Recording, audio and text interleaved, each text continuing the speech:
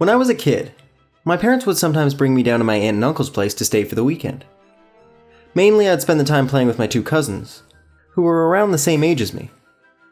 They lived on a small farm with plenty of open space, and we could run around doing pretty much whatever we wanted. If we thought we could get away with it, the three of us would sometimes cross over the neighboring farm about half a mile away. It had been abandoned for decades, with a scattering of derelict buildings and other structures still standing on the property, just begging to be explored. This was, of course, a gold mine for three adventurous young boys such as ourselves, especially after my cousins told me the stories about how the place was haunted. It was pretty classic fare. Man goes crazy, axe murders his entire family, hangs himself, and returns every night as an angry spirit looking for new victims. Good grisly stuff. Even at that age, I knew they were probably making it up, or at least embellishing old rumors. But seeing as how the setting lent itself so well to such tales, I allowed myself to buy into it. One afternoon, we decided to play hide and seek. When it was my turn to hide, I ran off for a flimsy brown barn that had living quarters on top, and climbed the stairs looking for a good spot. There was still furniture inside, musty and rotting as they may be, and personal belongings lay scattered across the floor. I maneuvered over broken dishes, tattered clothes, and crumbling books, eventually to come to a small bedroom with a closet. Jackpot. There were even long black dresses still hanging on the rod that I could hide behind. I stepped inside and managed to force shut the folding door. My only illumination was a slit of sunlight that shone through the crack in the door from a nearby window. I crouched down with knees tucked into my chest and waited. Some time passed, and there was still no sign of my seekers. I waited some more, debating if and when I should give myself up. After nearly an hour, this was starting to get pretty boring. My head drooped. I awoke with a jerk. It was pitch black. Drowsy and confused, I forgot for a minute where I was or what I'd been doing.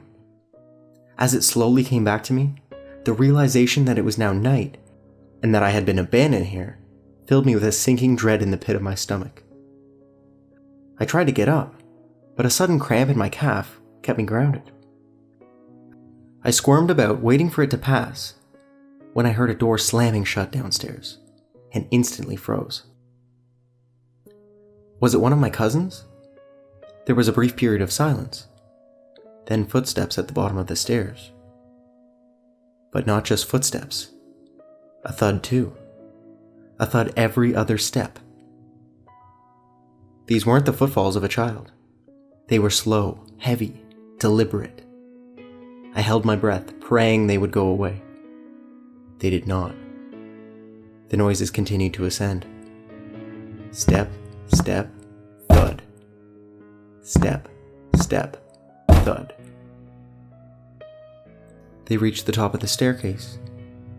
After another moment of silence, the walking resumed. This time, along with a steady scraping sound, like something heavy being dragged across the floorboards. The footsteps made their way through the debris and wandered aimlessly around the various rooms. I thought I could smell something faintly putrid. The constant scrape sent cold shivers cruising down my arms and back. My worst fears were realized when the steps reached the bedroom doorway. They got closer and closer, and finally stopped directly in front of the closet door. I couldn't see a thing. After an agonizing pause, they continued on, over to the other side of the room and out the doorway again. They faded away down the hallway. I waited for what seemed like an eternity. There were no more sounds now, and as I was trying to build up enough courage to open the door and flee, three things happened simultaneously. I was bombarded with a smell I can only describe as fresh roadkill. I heard raspy breathing behind me in the dark closet, and I felt a hot breath against the nape of my neck. That was enough for me to hurtle myself out of the confines of that nightmare space, relying on memory and scant moonlight to navigate through the darkened house. All the while, I heard footsteps chasing behind me, closing in with terrifying speed. It was a clumsy, tortuous escape full of tips and bumps and blind stumbling.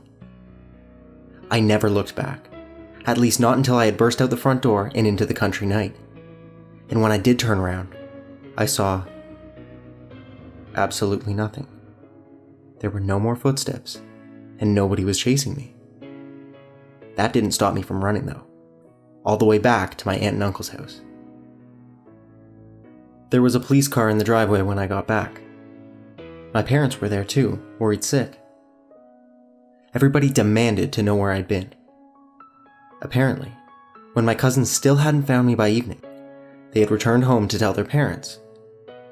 Eventually, the police were called in and informed me they had already scoured every building on the farm. The insinuation that I was lying about my whereabouts didn't go unnoticed. None of it made any sense. It wasn't until years later that one of my cousins filled in a final piece of the story. He and his brother had spent hours searching for me like they said. But the part they didn't tell anyone was that they thought they spotted me in the window of the bedroom I was hiding in. When they got closer, they saw that it wasn't me.